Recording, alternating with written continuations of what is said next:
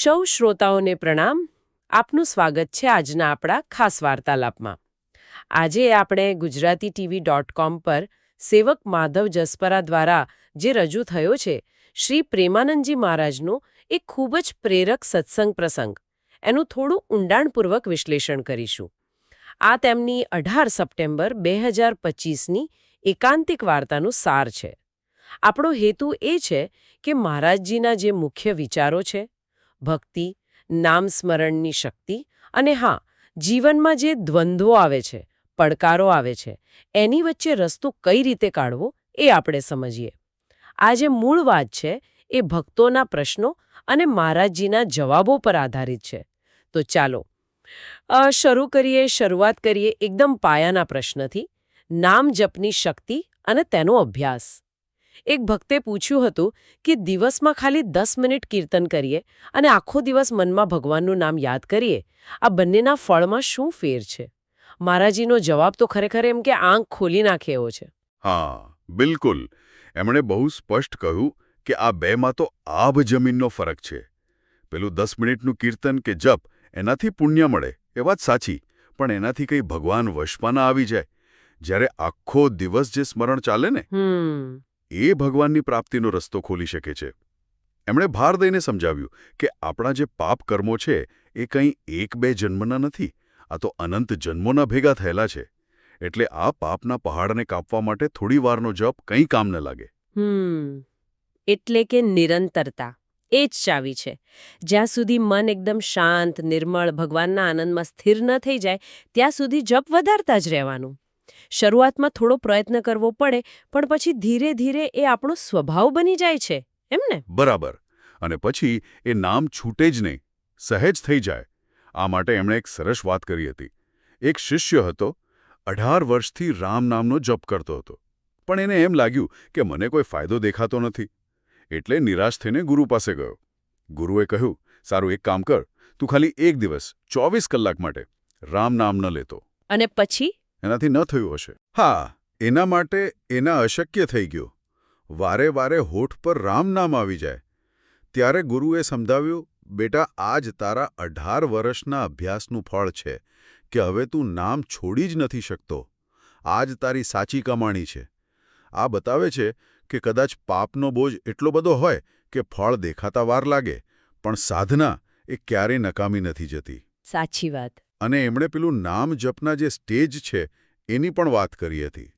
શરૂઆત વાચિકથી થાય, મોટેથી બોલીને. પછી આવે ઉપાંશુ, એટલે ખાલી હોઠ ફફડે. પછી માનસિક, મનમાં ચાલે. અને છેલ્લી અવસ્થા છે પશ્યંતી કે પરા, જ્યાં નામ જાણે રોમ રોમમાંથી નીકળે. આ લેવલ સુધી પહોંચવા માટે પ્રયાસ, મતલબ કે સતત મહેનત એ જરૂરી છે. એટલે કે આપણું કામ પ્રયત્ન કરવાનું છે, અને સ્થિતિ એટલે કે પેલી ઉચ્ચ અવસ્થા એ ભગવાનની કૃપા અને આપણા પ્રયત્નના ફળ રૂપે આપોઆપ મળે છે. પ્રયાસ વગર કંઈ નહીં. સાચી વાત. પ્રયાસ વગર સ્થિતિની આશા ન રખાય. જ્યારે નામ આપણામાં એકદમ વણાઈ જાય ને, નસે નસમાં રમવા લાગે, ત્યારે જ એનો સાચો આનંદ મળે. નામ જપની આ શક્તિ તો સમજાઈ, પણ હવે આ ભક્તિનો માર્ગ બીજા માર્ગોથી કઈ રીતે જુદો પડે છે? જેમ કે કર્મ, જ્ઞાન, મોક્ષ. એક પ્રશ્ન એવો પણ હતો કે શું ધર્મ, અર્થ, કામ, મોક્ષ આ 4 પુરુષાર્થથી ભગવાન મળે? હા, અહીં મહારાજજીએ બહુ સૂક્ષ્મ પણ મહત્વનો ભેદ કહ્યો. જે વ્યક્તિ મોક્ષ માગે છે એની ઈચ્છા સંસારના બંધનથી છૂટવાની છે, ભગવાનના સાકાર સ્વરૂપના દર્શનની નહીં. જ્યારે ભક્તિ માર્ગનો જે પથિક છે એ તો ભગવાનનું સાનિધ્ય માંગે, એમના રૂપ ગુણ જોવા છે, એમની લીલાઓનું માધુર્ય, એમના પ્રેમમાં ડૂબવું છે. એને મોક્ષ પણ નથી જોઈતો.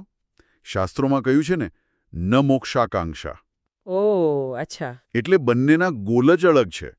મોક્ષવાળો મુક્તિ ઈચ્છે, ભક્ત પ્રેમ અને સેવા.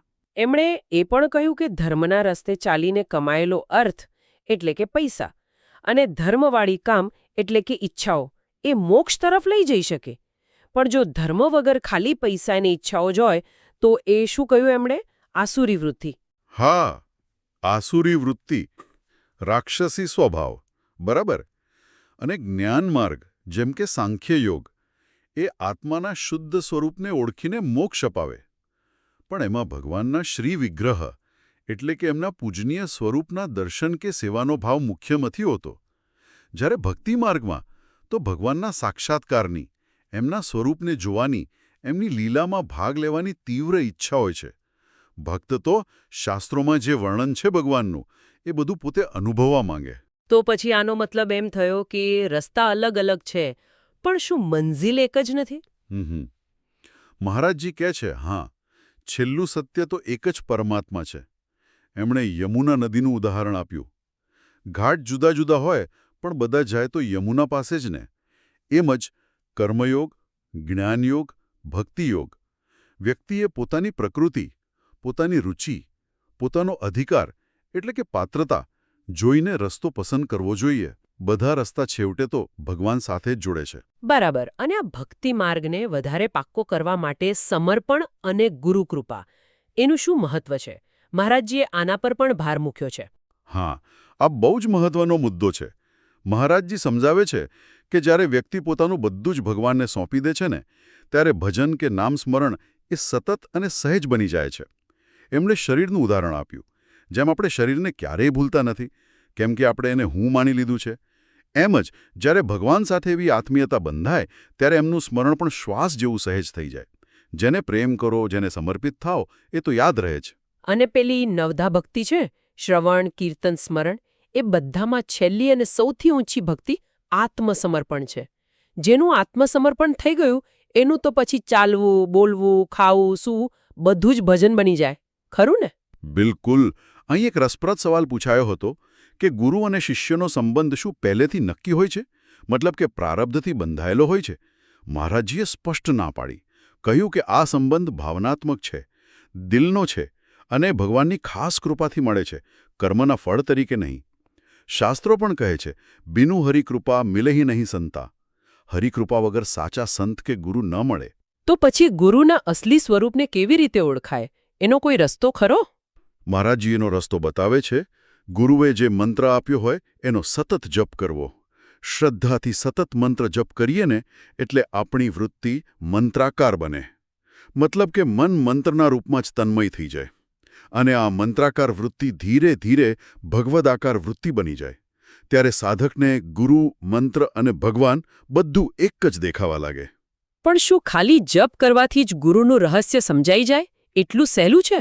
ના, અહીં પણ મહારાજજી એક પોઈન્ટ ઉમેરે છે. ગુરુનું જે સાચું પારમાર્થિક સ્વરૂપ છે ને એ તો એમની કૃપાથી જ સમજાય. તુલસીદાસજીએ કહ્યું છે એમ, સો જાનઈ જેહી દેહુ જનાઈ. જેને ગુરુ પોતે જણાવવાની કૃપા કરે એ જ એમને બરાબર જાણી શકે. નહીં તો ગુરુ સામે હોય, એમનો સ્વભાવ, એમની કૃપા અનુભવાતી હોય તો પણ એમનું અસલી સ્વરૂપ એ ગુરુકૃપા વગર ન સમજાય. મંત્ર એ ગુરુદેવનું જ વાંગ્મય સ્વરૂપ છે, જેનું રહસ્ય શ્રદ્ધા અને જપથી ખુલે છે. આ બધી તો ઊંડી આધ્યાત્મિક વાતો થઈ. પણ આપણે જે રોજિંદા જીવનમાં જીવીએ છીએ, આ સંસારની ચકાચોંધ, મતલબ કે ભૌતિક આકર્ષણો, જવાબદારીઓ, એની વચ્ચે રહીને આ સાધના કેમ કરવી? આ પણ એક મોટો પડકાર છે. એના વિશે પણ સવાલ હતો. હા, એક ભક્તે પૂછ્યું હતું કે સંસાર તો બહુ ભયાવહ છે, માયાનો પ્રભાવ બહુ છે. મહારાજજીએ વાત માની કે સંસાર ખરેખર ભ્રામક છે, કષ્ટદાયક છે. પણ એનો સામનો કરવાનો ઉપાય બતાવ્યો, જીવનને એક નાટક સમજીને જીવો.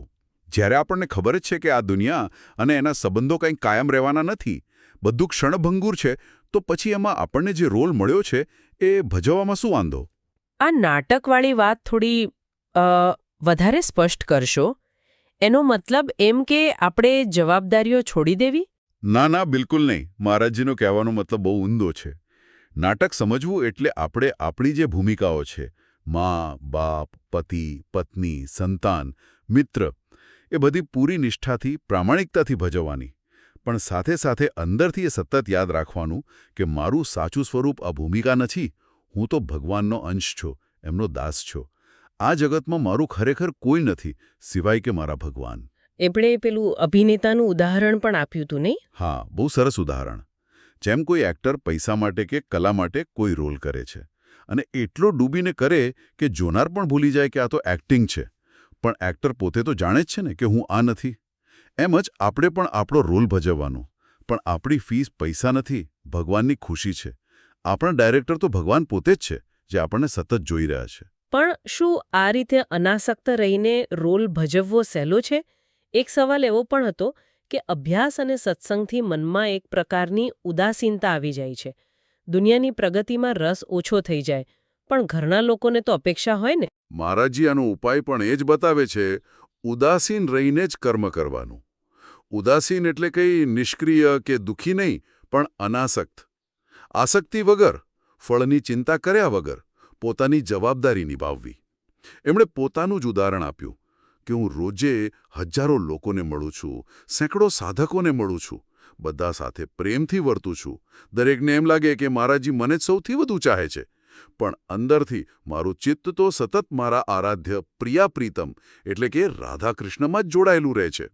આ બધી સેવા હું પ્રભુની પ્રસન્નતા માટે એક રોલ તરીકે જ કરી રહ્યો છું.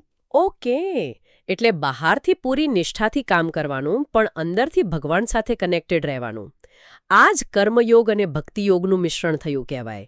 એમણે એ પણ કહ્યું કે જો આસક્તિ રાખીશું તો પછી સંબંધોમાં કે પરિસ્થિતિમાં કંઈક નુકસાન થાય, જેમ કે કોઈ સ્વજનનું મૃત્યુ, તો આપણે હચમચી જઈએ, કદાચ ભગવાન પરથી શ્રદ્ધા પણ ઉઠી જાય.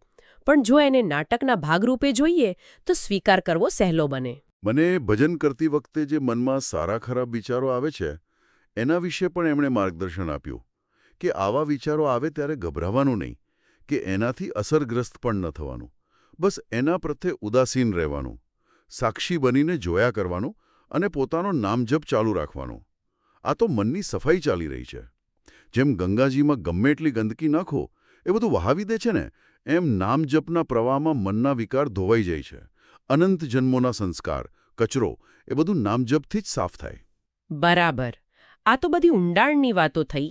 હવે છેલ્લે મહારાજજીએ જે કેટલીક વધુ પ્રેક્ટિકલ સલાહો આપી છે એના ઉપર નજર કરીએ. એક મહત્વની સલાહ હતી ભજન સાધના મેં ગુપ્ત રાખવા વિશે. હા, એમણે કહ્યું કે જેમ આપણે પૈસા કે કિંમતી વસ્તુ છુપાવીને રાખીએ, એમ આપણું ભજન, આપણી ભક્તિ, આપણા અનુભવો એ પણ ગુપ્ત રાખવા જોઈએ. જાહેરમાં દીનહીન બનીને રહેવાથી, દેખાડો ન કરવાથી ભજન વધે છે, સુરક્ષિત રહે છે. અને મન ન લાગે તો પણ જપ કરવા વિશે શું કહ્યું? એમણે હઠીપૂર્વક જપ કરવાની સલાહ આપી. મતલબ કે મન ન લાગે, વિચારો આવે, ધ્યાન ભટકે, તો પણ હઠ કરીને, જીદ કરીને બેસી રહેવું અને જપ ચાલુ રાખવો. મનને કહેવાનું, ભલે તું ન લાગે હું તો કરીશ જ. આવી હઠ અને દ્રઢતાથી ધીરે ધીરે મન કાબૂમાં આવવા લાગે છે અને જપમાં રસ પડવા માંડે છે. ઘણીવાર એવું બને કે આપણે કંઈ માગ્યું ન હોય અને ઈચ્છા પૂરી થઈ જાય, તો શું એનાથી આપણું ભજન વપરાઈ જાય છે? મહારાજજીએ કહ્યું કે ના, એ તો પ્રારબ્ધ છે, આપણા પહેલાંના કર્મોનું ફળ છે. એનાથી બહુ ખુશ પણ ન થવાનું અને કદાચ ઈચ્છા પૂરી ન થાય તો દુઃખી પણ ન થવાનું. બંને સ્થિતિમાં સમભાવ રાખવાનો. ભગવાન જે કરે એ આપણા ભલા માટે જ છે, એવો ભાવ રાખવાનો. જોઈ જોઈ પ્યારો કરે, સોઈ મોહી ભાવે. અને પેલું અકસ્માતમાં બચી જઈએ એના વિશે પણ એમણે કંઈક સ્પષ્ટતા કરી હતી. હા, એમણે કહ્યું કે આવી ઘટનાને પણ પ્રારબ્ધ જ સમજવી. એને ભગવાનની કોઈ સ્પેશિયલ કૃપા ન ગણવી. કેમ કે જો આપણે બચી ગયા એને વિશેષ કૃપા માનીએ તો જે મૃત્યુ પામ્યા એમના પર શું ભગવાનની અકૃપા હતી? એવું નથી. ભગવાનનો પ્રેમ, એમની દ્રષ્ટિ બધા માટે સરખી છે. આયુષ્ય હોય તો માણસ બચે, ન હોય તો જાય. એને પ્રારબ્ધ સમજીને સ્વીકારી લેવાનું. અને છેલ્લે ફરી એકવાર એમણે બધા સાધનોમાં નામ જપનું જે સર્વોપરી મહત્વ છે એના પર ભાર મૂક્યો. બિલકુલ. એમણે કહ્યું કે બીજા બધા સાધનો છે ને, પૂજા, પાઠ, યજ્ઞ, દાન, તીર્થ, એ બધા શૂન્ય જેવા છે, મીંડા જેવા. અને નામ જપ એ અંક છે, આંકડો છે, જેમ કે 1, 2, 3. જો અંક હોય તો જ પાછળ લાગેલા મીંડાની કિંમત થાય. જેમ કે 1 પછી 0 મૂકો તો 10 બને. પણ જો અંક જ ન હોય તો ગમે તેટલા મીંડા મૂકો, કિંમત તો 0 જ રહેવાની. એમ નામ જપરૂપી અંક વગર બાકીના બધા સાધનો નકામા છે. નામ જપ જ પાપનો નાશ કરે છે, મન શુદ્ધ કરે છે, ભગવાન માટે પ્રેમ જગાડે છે અને છેલ્લે ભગવાન પાસે પહોંચાડે છે. એટલે ફળ દેખાય કે ન દેખાય, પૂરી શ્રદ્ધા અને દૃઢતાથી નામ જપમાં લાગી રહેવું એ બહુ જ જરૂરી છે. ખૂબ સરસ. તો આજના આખા વાર્તાલાપનો મુખ્ય સારાંશ કાઢીએ તો પહેલું, ભગવાન પ્રાપ્તિ માટે નિરંતર નામ જપનું કેન્દ્રીય અને સૌથી વધુ મહત્વ. બીજું, મોક્ષની ઈચ્છા કરતાં પણ ભગવાનના શુદ્ધ પ્રેમ અને સેવાને મહત્વ આપતો ભક્તિ અને સમર્પણનો માર્ગ. ત્રીજું, સંસારમાં રહીને પણ અનાસક્ત ભાવે જાણે નાટક ભજવતા હોઈએ એમ ભગવાનની ખુશી માટે આપણી ભૂમિકાઓ નિભાવવાની કળા. અને ચોથું, ગુરુની કૃપા અને એમના આપેલા મંત્રના જપનું અનિવાર્ય મહત્વ. અને શ્રોતાઓ માટે એક વિચાર મૂકીને જઈએ.